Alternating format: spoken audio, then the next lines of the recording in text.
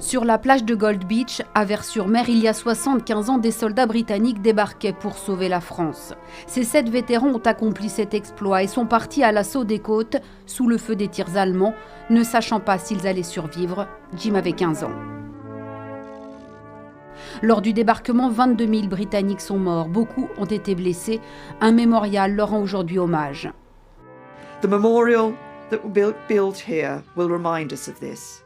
Le mémorial construit ici nous rappellera le service et le sacrifice de ceux qui ont servi sous le commandement britannique, ainsi que notre devoir, notre responsabilité, tenir la torche pour la paix, la liberté et la démocratie.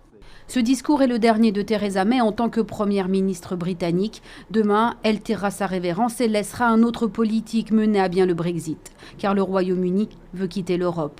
Un divorce qui, pour le président Macron, n'entame pas l'amitié franco-britannique. Rien n'effacera jamais ces liens faits de sang versé et de valeurs partagées.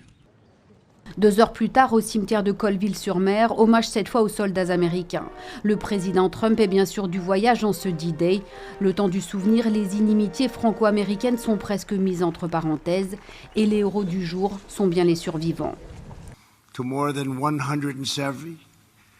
Vous, les plus de 170 vétérans de la Seconde Guerre mondiale qui êtes avec nous aujourd'hui, vous faites partie des plus grands Américains qui existeront jamais.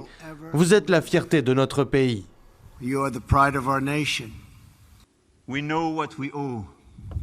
Nous savons ce que nous vous devons, à vous, vétérans, notre liberté. Et au nom de ma nation, je vous dis merci. Des vétérans se voient ensuite remettre la Légion d'honneur, 75 ans après leur sacrifice.